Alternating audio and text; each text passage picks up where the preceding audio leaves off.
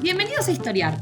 Este podcast fue creado y producido por la ASAI, Asociación Argentina de Investigadores de Historia. Un podcast sobre historia argentina, latinoamericana y mundial. Acompáñanos en este recorrido por el pasado para pensarnos en el presente.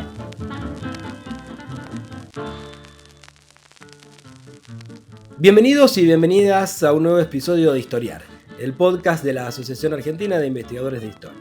En este caso soy casi un intruso invitado porque no soy un historiador profesional, soy Gustavo Arballo, abogado y profesor de Derecho en la Universidad Nacional de La Pampa y autor de textos técnicos y algunos de divulgación en materia de Derecho y de Historia del Derecho. Este episodio especial de Historiar está dedicado a las constituciones que son textos sumamente relevantes y técnicos a la vez, y por lo cual hemos tenido y con ellas resuelto o manejado guerras civiles y que nos han acompañado de modo constante o episódico a lo largo de nuestros procesos. Hablo de nuestros procesos en plural, porque no vamos a estar pensando solo en la coyuntura argentina, sino abrir un poco el mapa a cómo ha influido, permeado la idea del constitucionalismo o los constitucionalismos en plural en la historia latinoamericana, también en la historia que nos excede y es un poco global. Y estamos con dos especialistas en el tema, en este tema de historia del derecho y cultura jurídica. Tenemos a Javier Couso, director del doctorado de Derecho en la Universidad Diego Portales de Chile, profesor en tendencias globales del constitucionalismo en la Universidad de Utrecht. Javier cumple, como nuestro otro invitado, una función de doble camiseta, del académico que está involucrado en las discusiones de coyuntura local. Si les interesa sus obras, podemos citar el libro que editó, es coeditor del libro Cultures of Legality, Judicialization and Political Activism in Contemporary Latin America, de 2010, y un libro más de impacto, En pie de calle, reflexiones para tiempos convulsos, es coautor con Laura Pérez Rastril. Nuestro invitado local es Roberto Gargarella, abogado y sociólogo por la Universidad de Buenos Aires, investigador de CONICET, profesor, doctorado en Oxford, profesor visitante en Pompeu Fabra, New York, y autor, para tener referencias locales, de, entre otros libros, La justicia frente al gobierno, su tesis doctoral, La sala de máquinas de la Constitución, que evoca 2 siglos de constitucionalismo en América Latina, y más recientemente, el anteaño pasado, El derecho como una conversación entre iguales. Estimados amigos, muchas gracias por venir, muchas gracias por estar. Vamos a tratar de jugar a hacer el puente entre lo que sabemos de leer muchos textos constitucionales y alguna teoría de constitución y el barro de la historia. Yo los voy a acompañar con algunas preguntas, y una de las cuales con las que quiero empezar es: pensemos un poco en qué hay de original y qué hay de implantado en la forma en que armamos nuestras constituciones. Vos has dedicado el libro de La sala de máquinas a eso, y quería preguntarte un poco cómo arranca esa historia, Roberto.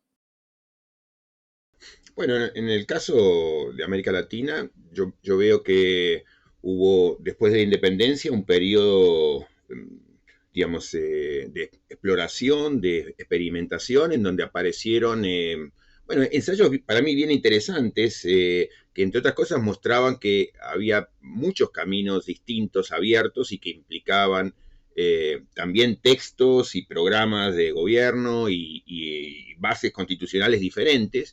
Y me parece que nuestros, entre comillas, padres fundadores hicieron esa exploración temprana, digamos, con todos los problemas de consolidar lo nuevo, de derribar lo viejo, de terminar digamos, de romper anclas con el pasado colonial. Entonces hubo esa primera etapa exploratoria que yo creo que fue un poco errática, muy marcada por la necesidad que presentaba Bolívar, entre otros, de concentrar poder para hacer frente a la ruptura con el pasado.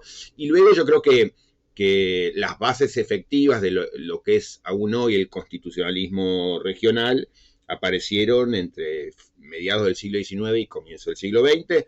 Entonces yo diría como primera introducción eso, digamos, entre 1850 y diría la Constitución mexicana de 1917, diría que se definieron las bases de lo que todavía hoy es el constitucionalismo regional.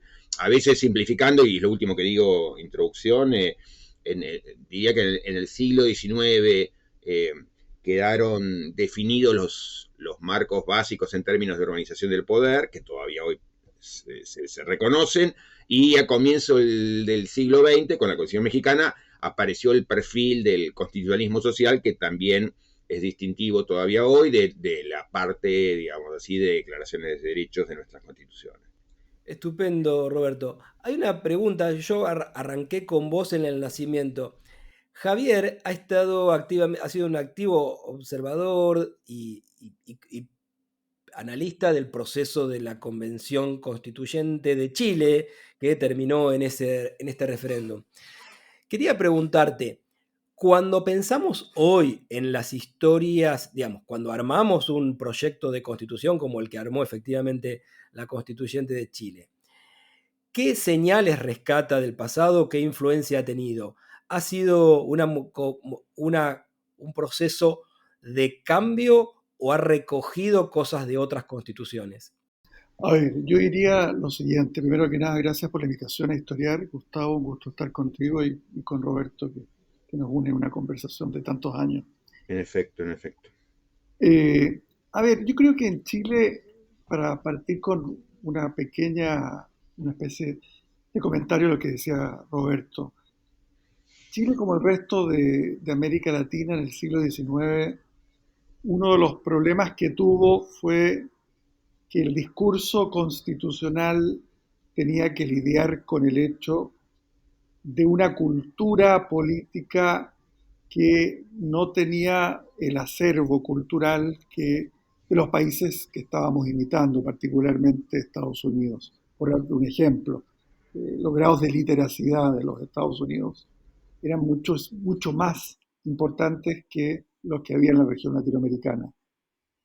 Y por lo tanto, cuando hablamos de constituciones en el siglo XIX y en no poca medida al comienzo del XX, la palabra esconde mucho porque el grado de incidencia de estas cartas constitucionales en la vida concreta de las sociedades variaba de país en país.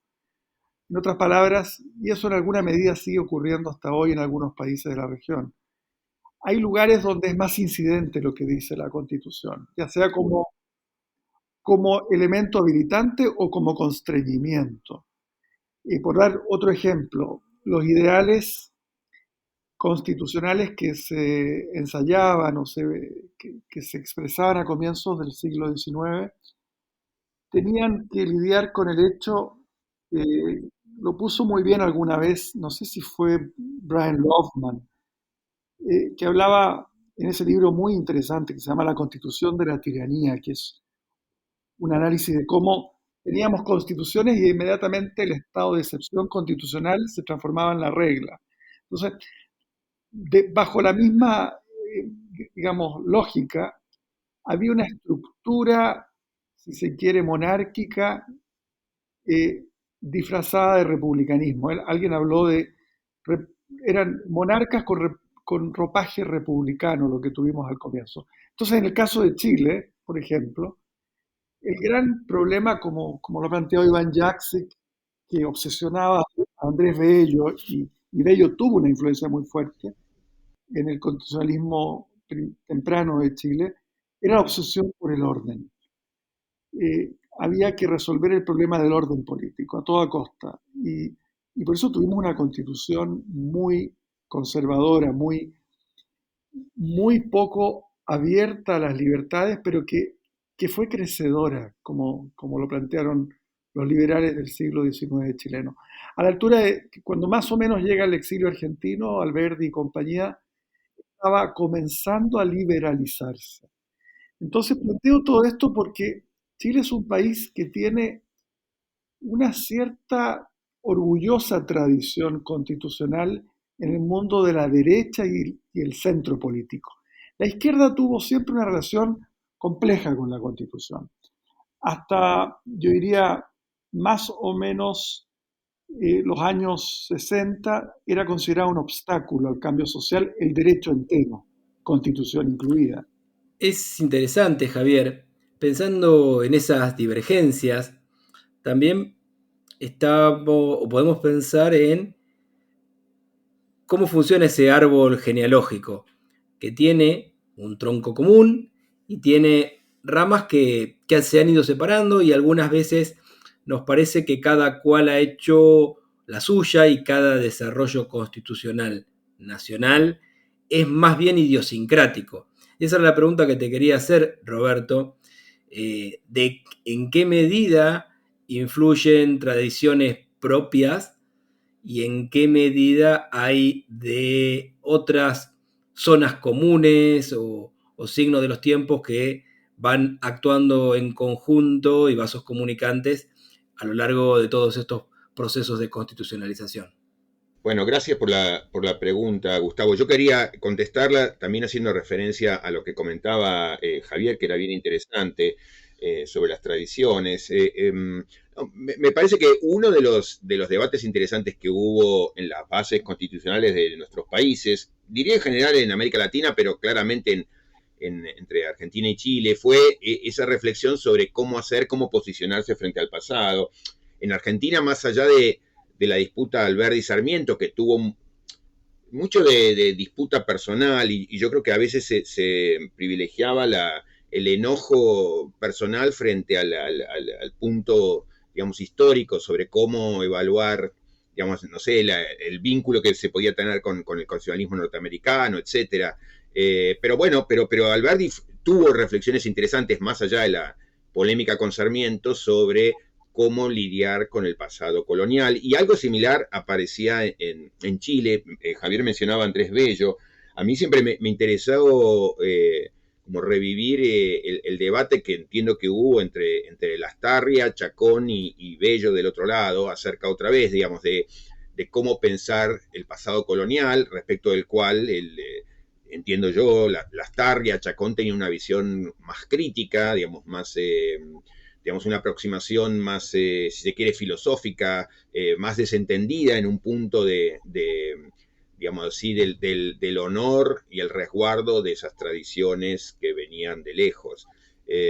Y ese debate estuvo siempre, ese debate fue importante. En un punto me parece que digamos, estuvo muy mezclado con la política también, digamos, de atacar a un rival y entonces usar la historia o la reivindicación de lo teórico como instrumentos en una pelea que era una pelea por posicionarse en una disputa política coyuntural. Y digo esto porque creo que para todos era inescapable y me parece que todos lo entendían así, el relacionarse con el constitucionalismo que estaba dando vueltas en el mundo. Entonces, no sé, yo a veces lo veo a Bolívar, digamos, agrediendo a sus rivales a los que les atribuía, digamos, estar fascinados con el pensamiento constitucional revolucionario francés, ¿no? Y mucho de su embate durísimo contra el primer constitucionalismo en Venezuela o en Colombia, digamos, tenía que ver con eso, digamos, con el repudio a quienes importaban las ideas francesas y cómo no tomaban en serio lo local, pero digamos, cuando uno mira qué era lo que reivindicaba Bolívar explícitamente, ¿no? De modo oculto, fue primero, digamos, un tipo de constitucionalismo que era el que él tomaba, digamos, muy conservador, que él tomaba de Inglaterra y, digamos, que se centraba en una figura, en un monarca, y después el constitucionalismo vinculado con Napoleón, digamos, con la tradición más conservadora francesa. Quiero decir, digamos, una figura prominente en el constitucionalismo, en la creación constitucional, no solo en la lucha de independencia, en la creación constitucional como Bolívar, digamos, y que tuvo en su discurso, en su retórica permanentemente, la lucha contra digamos, las influencias extranjeras y la reivindicación de lo local, era alguien que estaba completamente permeado en casi todo lo que decía en términos constitucionales por lo que pasaba afuera. Lo que pasa es que sus opciones eran otras, digamos, de las de sus rivales. Con lo que quiero decir, digamos, no es que había mucho que se inventaba, sino que era la discusión sobre materiales que estaban disponibles sobre la mesa para todos, digamos, y que todos iban tomando, retomando. En todo caso, digamos, para el constitucionalismo argentino, Alberdi hizo una reflexión interesante que no sé si resolvió bien, que era, bueno, ¿cómo hacemos para esto que está dando vueltas allí, digamos, incluirlo del mejor modo, tomando en cuenta lo que es el tipo de problemas que tenemos nosotros en la historia? Él pensaba en las luchas que habían quebrado al país en mediados del siglo XIX y decía, bueno, digamos, queremos ir a un tipo de constitucionalismo que parece interesante, que está allí, pero ¿cómo hacemos para, digamos, tomar en serio lo que es nuestra historia reciente de divisiones? No podemos simplemente dejar afuera a quienes tienen ideas como muy críticas con el constitucionalismo, el rosismo, digamos, la tradición rosista. ¿Cómo hacemos para integrarla? Esa pregunta sí me parece que es relevante. Entonces es cómo, digamos, con los materiales que tenemos disponibles sobre la mesa, cómo hacemos para vincularlos con nuestra propia historia, que no implica ni repudiar a lo que viene de afuera, ni hacer el discurso de vivir con lo nuestro, ¿no? Esa sería para mí una manera interesante de entrar en ese debate. Muy bien, cuando estabas hablando pensaba por algo que le quería preguntar a Javier, un poco de valoración y opinión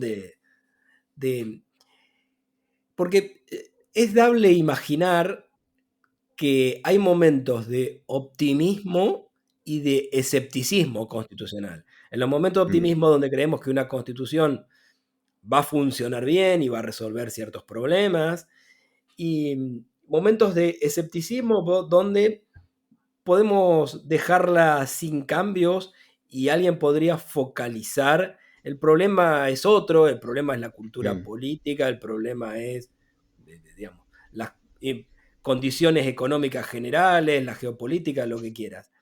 ¿Cómo ubicarías, Javier, el nivel de relevancia que le asignás o que le ha asignado la región al artefacto constitucional? Tengo la impresión de que América Latina ha mirado siempre con una tensión lo que es modelos de lo que hoy día llamaríamos norte global, Estados Unidos, Europa occidental, en muchos ámbitos de la vida, no solo el jurídico, económico, toda la reflexión de Cardoso y Faleto en los años 60 sobre centro y periferia en lo económico. Yo creo que siempre ha tenido un correlato también en lo jurídico constitucional. En lo constitucional ha sido más marcado que en otras ramas del derecho. Por decirlo así, ha habido quizá porque el derecho constitucional tiene una inevitable nexo con lo que es la identidad política, la soberanía popular, la identidad nacional, más fuerte que áreas del derecho que podrían parecer más técnicas, como el derecho privado, el penal, donde he visto menos una tematización o una problematización del hecho de que estemos importando teorías, códigos, etc. En el derecho constitucional ese es un primer plano, una nunca acabada relación de búsqueda de lo propio versus lo imitativo y las condiciones de posibilidad de una y otra.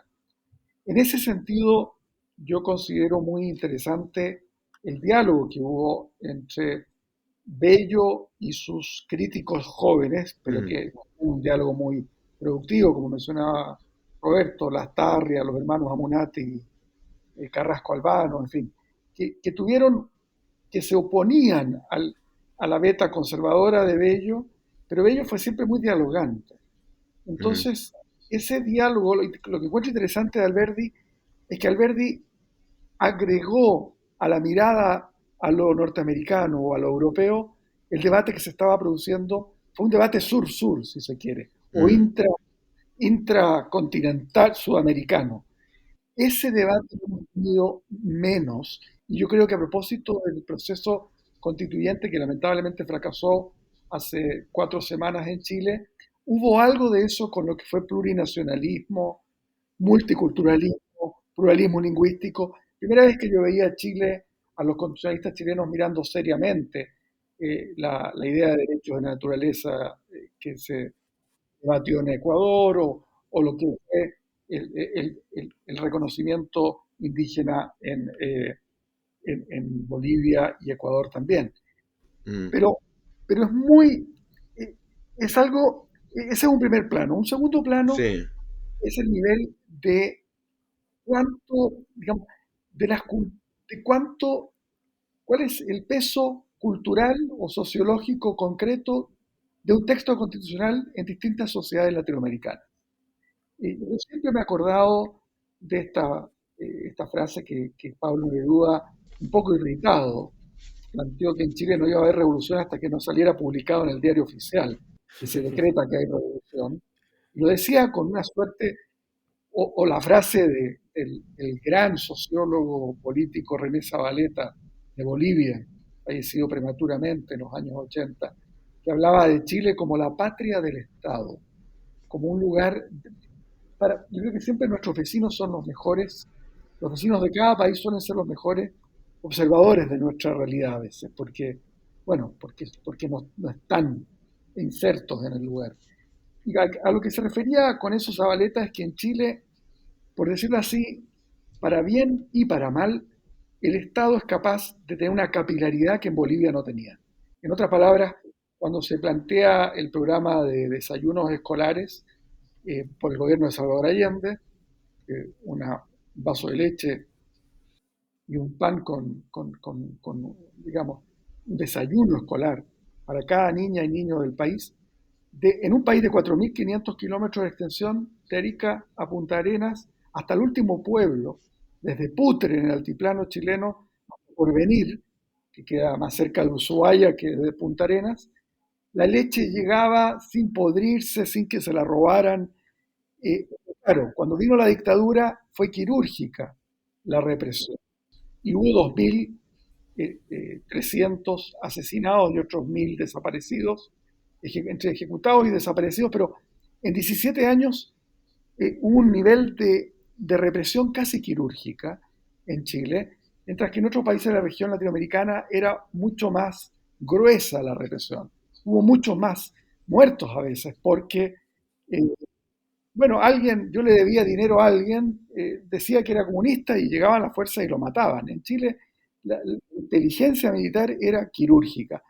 Eliminó todo el Comité Central del Partido Comunista, del Socialista, del MIR. O sea, fue de un grado de capilaridad del Estado, y lo menciono porque para un chileno que le interesan estos fenómenos, el libro de Nino, Un país al margen de la ley, nos parecía sumamente revelador de una distinta relación con el derecho en la Argentina versus Chile.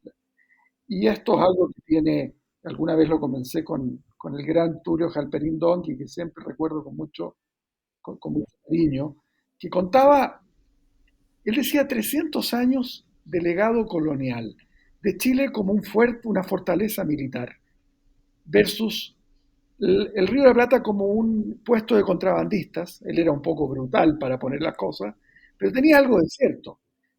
Por supuesto son tipos ideales, ¿no? Pero Chile tuvo 300 años de fortaleza militar porque los mapuches por 300 años no dejaron tranquilos a los españoles. Valdivia fue reconstruida 3 veces, porque fue destruida 3 veces por los mapuches. Lo mismo Concepción. Eh, Eso no ocurrió en el virreinato del Perú o México, en que el imperio, digamos, azteca e inca cayeron de una.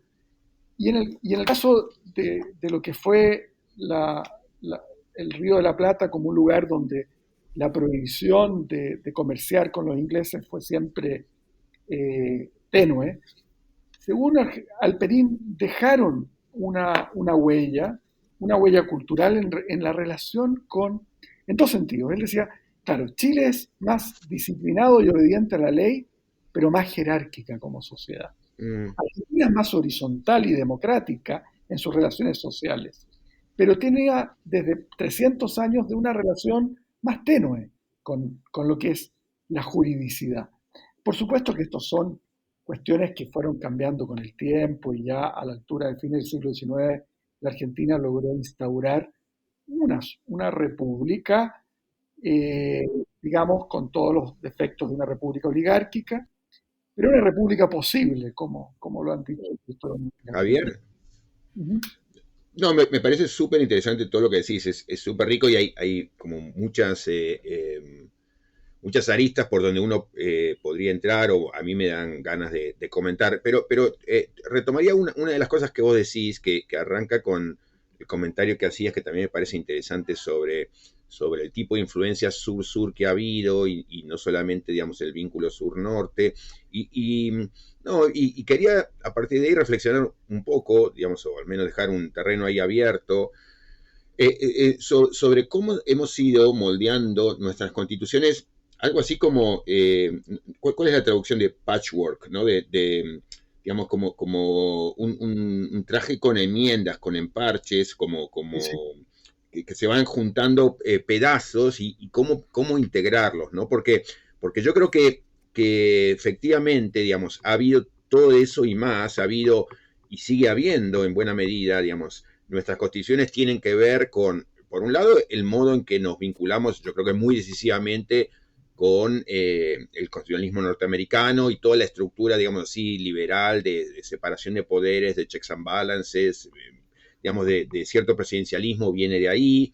Luego aparece una tradición, que es la tradición que nunca se terminó de ir, que era la tradición colonial, que fue reforzada con la admiración por los poderes concentrados o reforzada por esos largos años, digamos, digamos, de pelea por la independencia que digamos así, terminaron por enfatizar todo el aspecto de concentración de poder. Y luego aparecen, digamos, lo que fuimos aprendiendo mirándonos dentro de la región, que tuvo que ver con derechos sociales, con un lugar especial para los grupos indígenas, con cuestiones como que aparecen como derechos de la naturaleza ahora.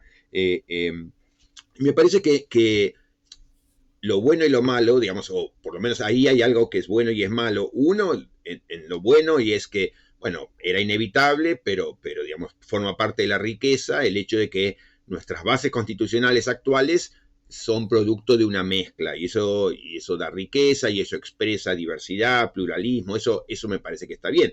Ahora, el tema muchas veces es cómo esas distintas piezas que además impulsan o abren puertas diferentes y en direcciones contrarias se terminan de integrar o no. Y yo creo que aún asumiendo una modesta influencia del constitucionalismo en la vida cotidiana de los países, pero creo que mordeduras sin duda tienen y impactos sin duda tienen las constituciones, bueno, es eso, como diría Madison, en lo que impactan, digamos, eso puede hacerse mejor y peor y mejor usar esa pequeña oportunidad que nos da el constitucionalismo del mejor modo posible. Y yo creo que los modos en que hemos ido haciendo la mezcla han sido y siguen siendo parte del problema, ¿no? Entonces, así como celebro esta riqueza de múltiples influencias, las que venían del pasado colonial, las que tomamos del mejor constitucionalismo que veíamos, digamos, anglosajón, las que fuimos aprendiendo mirándonos unos a otros, yo creo que la integración no ha sido buena.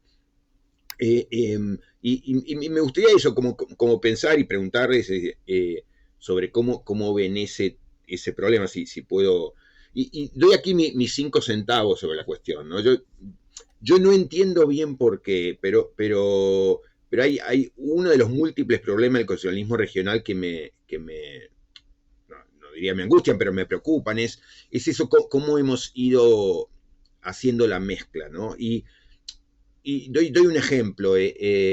Uno frente a, digamos, diversas pretensiones, por ejemplo, de grupos muy distintos, puede tratar de encontrar un mínimo común denominador. Y yo creo que, por ejemplo, digamos, no sé, la idea de la primera enmienda me parece que es el gran ejemplo del constitucionalismo norteamericano, que luego tiene muchos ejemplos que dan horror, digamos, ¿no? Cómo ocultaron la esclavitud, o distintas cosas, pero me parece que ese fue un gran ejemplo de cómo integrar los reclamos provenientes de visiones y tradiciones muy distintas. Y me parece que en América Latina tendió a predominar otra cosa, que es lo que yo llamo la acumulación, ¿no? Que es como poner todo junto y que se arregle, o que, digamos así, por lo menos vamos saliendo para adelante, ¿no? Entonces, típicamente en nuestros países fue eso como de liberales y conservadores, como que los dos terminaban ganando en las negociaciones, o el modo en que hacer posible el éxito de la negociación era dándole a cada uno lo que quería. Y yo creo que, por ejemplo, eso se expresa en el modo muy torpe en que en materia religiosa tenemos al mismo tiempo compromisos religiosos con un determinado culto y apertura a la tolerancia religiosa. O en la misma organización del poder, que tenemos, digamos, un costado social, un costado de concentración de poder antidemocrático, autoritario, y un costado, digamos, de equilibrio. Tenemos todo junto, y eso es, yo creo que parte del problema. Entonces, digamos, un punto que yo quisiera dejar tiene que ver con eso, ¿no? De la riqueza de tomar tradiciones muy diversas, que es algo que uno celebra, y luego la pregunta y el interrogante angustioso de, bueno, pero ahí no termina la cuestión, es cómo integramos eso, porque si lo que hacemos es poner todo junto, bueno, lo probable es que terminemos pisándonos los propios pies y nos caigamos, digamos, por nuestra propia torpeza. Sí, yo creo que la experiencia chilena, Roberto, me hizo aprender cosas que admito que desde la lectura y visita a otros países me habría sido muy difícil. Mm, Eh, Hay una idea que vemos a la primera hora de Elster, que Elster después se alejó de ella, pero no con suficiente fuerza, que es esta idea como que el momento de deliberación constitucional se parece un poco a ese momento en que con plena racionalidad Ulises decide atarse, y la política normal sería el momento de las pasiones y de los intereses. mm. Yo siempre fui muy escéptico de eso, pero nunca me tocó verlo tan vívidamente que en el último año en que me tocó ver un proceso constituyente completo, no de reforma, como puede haber sido el año 94 en la República Argentina. No estoy demeritando la importancia que tuvo. Estoy diciendo que cuando se plantea Sí, una sí. nueva constitución desde cero, está todo up for grabs, como dirían los anglosajones, todo está en juego. Y cuando lo que está en juego es lo más importante, era Mm, bastante poco probable que las pasiones y los intereses fueran menores a que cuando estamos debatiendo legislación parcial. Entonces, yo lo que saco en limpio mm. es que, claro, hay mucha racionalización ex post facto de lo que es Sí, una totalmente. deliberación constitucional. La verdad de las cosas es que, por ejemplo, este proceso, que fue un proceso que tuvo una apertura a la llamada sociedad civil, después voy a explicar por qué digo llamada sociedad civil, Mm, como nunca antes en la historia de Chile. El 60% de los convencionales fueron independientes. Vamos a ver, mm, eso yo creo que lamentablemente fue un problema en algún sentido, mm, hubo virtudes, pero tuvo problemas serios. Y de esos, del 60% de la convención, yo diría el 80% de los independientes a su vez eran independientes puros, no venían patrocinados por partidos. Bueno, cuando uno ve el tipo de persona que llegó, era gente en lo individual extremadamente destacable, pero mm, con muy poca experiencia política, muy poca experiencia de negociar, muy poca experiencia de mirar holísticamente lo que es el sistema político entero. La mm, fragmentación, había muchos candidatos que tenían una sola preocupación y, mm, y que tenía mucha dificultad para actuar colectivamente. Entonces, uno ex post facto dice, ¿cómo es que hicieron este patchwork, decías tú, este mosaico de, de- de- de cuestiones que no pegan bien, que no son coherentes unas con otras? Bueno, cuando tú tienes además la necesidad, como fue el proceso chileno, de un quórum agravado, no de mayoría simple, porque la idea era que se suponía, esto fue hecho por razones muy prácticas, la derecha tenía mucho miedo de no tener ninguna incidencia y esperaba tener un tercio, entonces puso una exigencia de 2/3 más un voto para que se aprobara cada cláusula. Pero con una convención llena de personas con ideas muy nobles, pero muy discretas en el sentido de, había un ambientalista que le preocupaba los humedales, a alguien que le preocupaba los bosques nativos, a alguien el tema indígena, pero que no tenía opinión sobre el sistema político, no tenía ninguna opinión, y que no podía improvisar una opinión en 6 meses, porque del año 5 se fueron en el reglamento, 5 meses, perdón.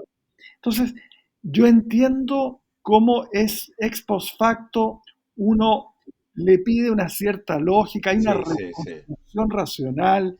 Mira, Fernando Atria, que incidentalmente está hablando en el capítulo argentino de Iconés, en el día de hoy, a las 6, o ayer creo que habló, no creo que es hoy día. Hoy. Fernando fue convencional, constituyente por el Frente Amplio, reportaba a colegas amigos cómo construir los 2/3 era una tarea monumentalmente difícil. Sí, sí. Y como era monumentalmente difícil, había que sacrificar coherencia todos los días. Entonces, acá hay un elemento, porque hubo una tentación estas últimas 4 semanas, a raíz de la derrota, de que una comisión de expertos elaborara. Sí. Que eso habría sido un desastre por el lado de la legitimidad. Pero claro, la ilusión es que habrían sacado un cuerpo coherente. Yo tengo bastantes dudas respecto de eso. Creo que afortunadamente esa idea peregrina, tecnocrática, finalmente está siendo dejada de lado. Pero, volviendo a la pregunta, al comentario central de Roberto, en el fondo es extraordinariamente complejo construir una constitución que sea coherente desde el punto de vista de lo que es, digamos, el acervo constitucional global. Este es el podcast de ASAI, la Asociación Argentina de Investigadores en Historia. Te invitamos a asociarte y a seguirnos en las redes, en Twitter, en Facebook, en Instagram. Podés encontrar toda la información sobre la asociación en nuestra página, asai.org.ar. Te esperamos todos los sábados con un nuevo episodio de Historiar sobre los grandes temas de nuestro pasado, abordados por especialistas e historiadores profesionales de manera rigurosa y cordial. Seguimos con nuestro episodio de hoy. Ahora, yo lo que, digamos, mi inquietud es que para los latinoamericanos, en su momento, estaba disponible la idea de que, por ejemplo, para retomar, frente al problema religioso, había un modelo que era un modelo en el que habían estado mirando permanentemente, que era el norteamericano, que lo había resuelto de un modo impecable, que era esto que yo llamaría ir a buscar un mínimo común denominador. Entonces, no entiendo qué es lo que explicó en ese momento y desde entonces, digamos, que la estrategia habitual hubiera sido esto del acumular, el poner todo junto, ¿no? Entonces, yo, digamos, cuando tú hablas, Javier, hablas de la convención actual, entiendo y reconozco y sé que esos problemas han estado así, que era muy difícil, pero también, digamos, era un reflejo del tratar de escaparle, de huir de otro problema, que era el problema que traen los partidos establecidos y consolidados, porque hoy, digamos, hacer constitucionalismo a partir de, o crear constituciones a partir de, pongamos así, el protagonismo absoluto, como aparentemente va a ser el caso, digamos, de los partidos políticos tradicionales, o sea, como canales de representación, bueno, es también comprometerse con un modo muy problemático por el nivel de ruptura que hay en Chile, en Argentina, como en todos lados, entre ciudadanos y representantes. Entonces, yo, digamos, hoy con el diario del lunes, todos estamos reconociendo que la sobrecarga de independientes que hubo en la convención chilena fue parte del problema, entre otras cosas, porque hizo muy difícil la construcción de consensos, digamos. yo creo que se podían haber hecho muchas cosas para mejorar eso, pero bueno, en todo caso, digamos, eso fue parte del problema, pero en un punto veo con preocupación que, bueno, dado que con el diario del lunes reconocemos ese problema, vamos a la alternativa que parecía obvia, que es la vuelta de los viejos partidos tradicionales o el protagonismo de los viejos partidos, que nos traen esos modos que ya ni siquiera son los del siglo XIX, que eran problemáticos en cómo se relacionaban y las enemistades que tenían, digamos, sino que además viene todo agravado con un problema, digamos, de radical desconfianza ciudadana, de una ciudadanía que antes estaba excluida de la política, entonces simplemente no se la tomaba en cuenta, pero hoy, digamos, está presente y demanda y exige y te recarga el sistema con demandas. Entonces, si luego los partidos no saben, como no están sabiendo, digamos, reconducir esos reclamos muy diversos que hay en la sociedad, bueno, eso también nos va a traer un problema.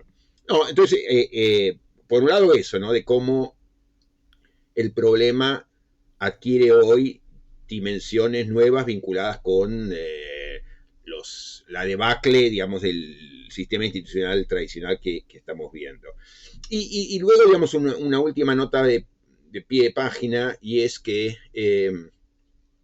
digamos, para mí siempre la clave estuvo, o sea, si yo pudiera hacer un aporte digamos, en que los procesos sean más allá de dónde vengan los representantes, si son independientes, si son vinculados a partidos políticos, etcétera. Para mí la clave es, digamos, abrir el proceso constituyente en el medio lo más posible, ¿no? Y eso yo creo que es lo que ni siquiera la convención, para mí notable, que apareció en Chile, digamos, que ahora termina con este relativo fracaso, digamos, también pecó por ese efecto, por no abrir allí, por no tender puentes, digamos, que es lo que puede evitar, digamos, problemas que son esperables, que es que la ciudadanía se desenganche enseguida, se desengancha si los independientes representativos en un principio no están en diálogo, digamos, efectivo con los que están afuera, o si los partidos tradicionales hacen lo que han acostumbrado a hacer. Entonces, digamos, y lo último que digo, es una mirada a la que yo propondría al respecto, que es en un punto la contraria directo de lo que mi maestro en Chicago proponía, que era John Elster, al que tú invocabas, que él proponía esta visión del proceso constituyente como el reloj de arena, ¿no? Con un comienzo y un cierre en consultas populares o movilizaciones, pero digamos, un proceso muy cerrado, muy fino, muy estrecho en el medio de, digamos, yo creo que en su mente está la convención, la Asamblea Nacional en Estados Unidos de 1787, digamos, que directamente era puertas cerradas y expertos. Y yo creo que el proceso debiera ser exactamente lo opuesto, ¿no? Que lo grueso debería estar en el centro. A ver, la reflexión es muy interesante, Roberto, por lo siguiente. El plebiscito de salida nos alertó de un problema que añade a las muy, digamos, razonables cuestiones que acabas de señalar, que es cómo lograr incorporar a aquella parte del electorado que no se moviliza. Porque nosotros normalmente nos quedamos tranquilos con hacer todo tipo de invitaciones a la participación. Claro. La verdad es que lo que nos enseñó este plebiscito, que tuvo voto obligatorio, tuvo un efecto de que votó el doble. 13 millones de los 14 millones habilitados votaron el 4 de septiembre. En el plebiscito de entrada, el plebiscito que habilitó el proceso, votaron 6 millones y medio.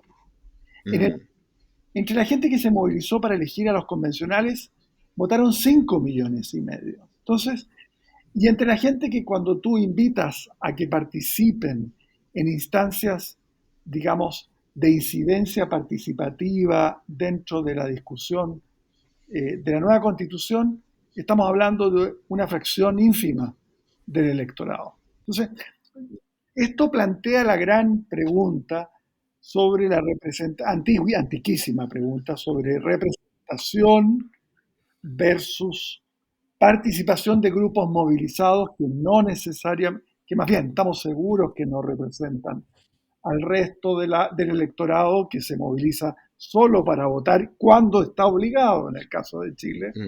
Entonces, plantea problemas complejos que yo diría son muy difíciles de abordar.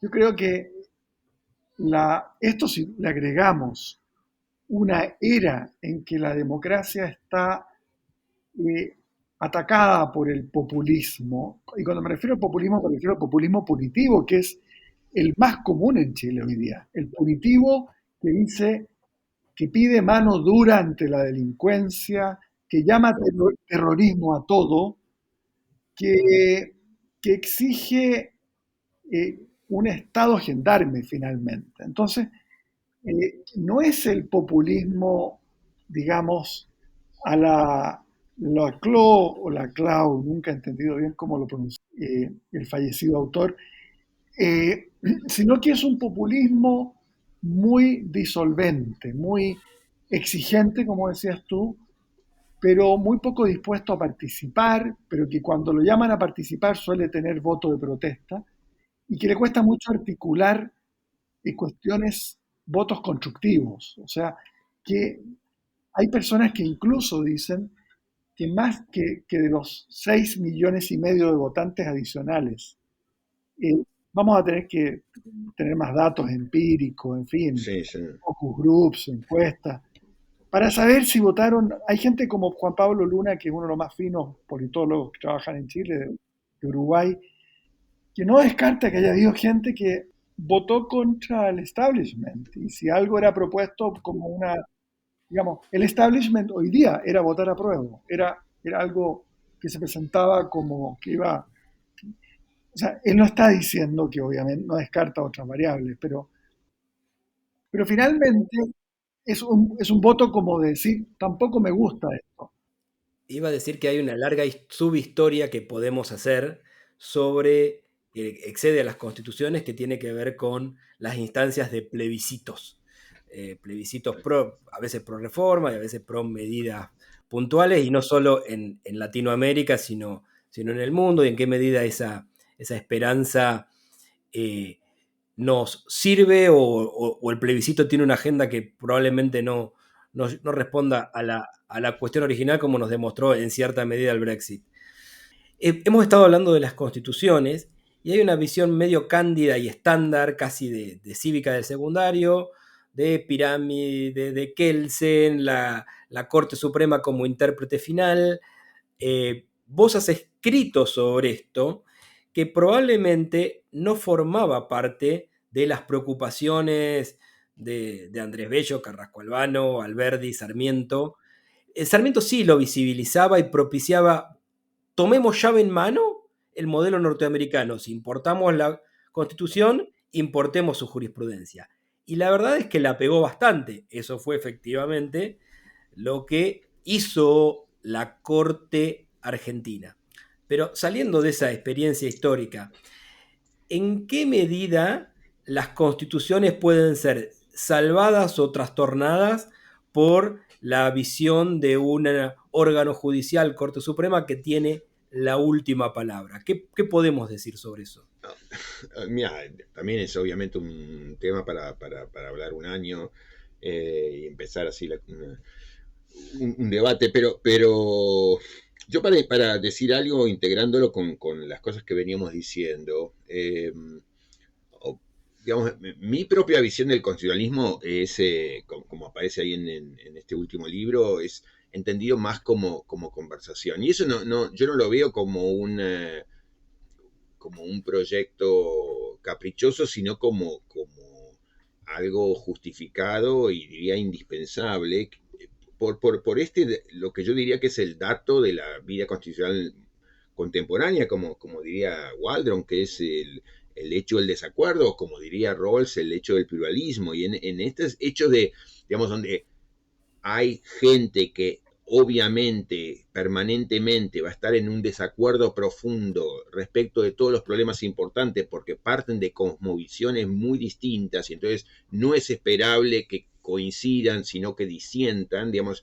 Bueno, yo lo que creo es que lo único, digamos, que se justifica allí, digamos, como alguien en su momento pudo decir, bueno, lo único es la democracia, yo creo que lo único es la conversación entre iguales, de qué modo el sistema institucional nos ayuda digamos, a generar procedimientos o de qué modo el sistema constitucional ayuda a institucionalizar la conversación entre los que pensamos distintos. Y entonces, dentro de ese esquema que yo vengo pensando, que trata de hacerse cargo de los radicales problemas que tiene la representación política siempre, pero en particular hoy, a la luz de lo que se llama la erosión, o los radicales problemas que tiene la pirámide como era viejamente entendida, digamos, con la idea de última palabra y tribunal superior, y digamos, yo creo que esos son los modos viejos, como tenía problemas el modo del hiperpresidencialismo. Yo creo que son todas formas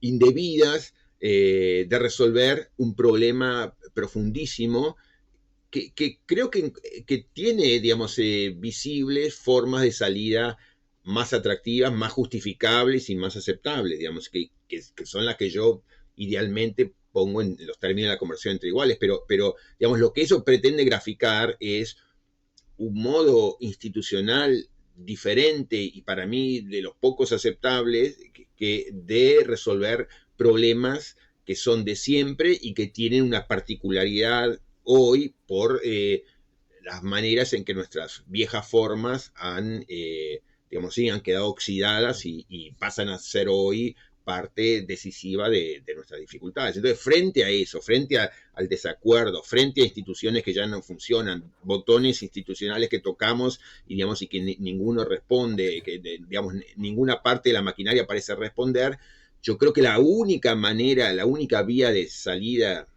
justificable y aceptable es esto, es tratar de institucionalizar los modos de una conversación más propia de una comunidad de iguales. Y eso, digamos, que uno lo pone en términos ideales y abstractos y demás, bueno, yo creo que encuentra ejemplos reconocibles en la práctica, ¿no? Digamos, formas más horizontales de pensar la organización judicial, la organización política, el proceso de toma de decisiones. Entonces, yo iría hacia ahí, digamos, es la única manera para mí de pensar sobre esa situación. Entonces, el viejo sistema Corte Suprema, última palabra, hiperpresidencialismo o los viejos modos de la representación, yo creo que forman parte del pasado y que necesitamos dejar atrás y que si no lo decidimos dejar atrás, bueno, la historia lo va a arrasar, digamos, el mar de la historia le va a pasar por encima y lamentablemente va a quedar atrás, en parte como pasó en Chile en los comienzos del proceso constituyente, digamos, de un modo desaforado,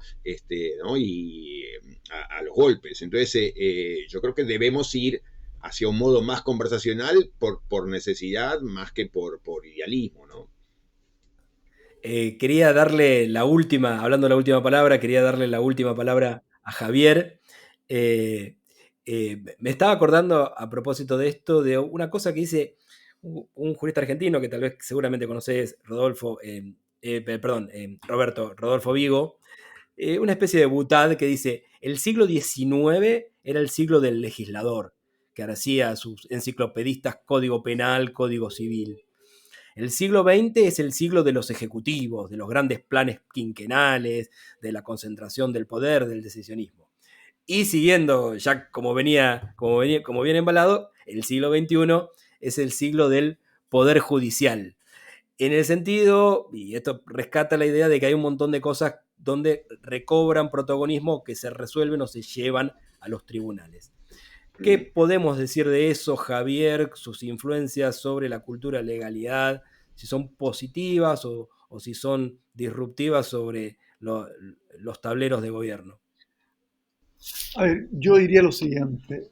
Mi impresión es que hay mucho de un debate situado. Si hay un tema donde en América Latina esto sí vemos diferencias, es en este tema. Pongo un ejemplo.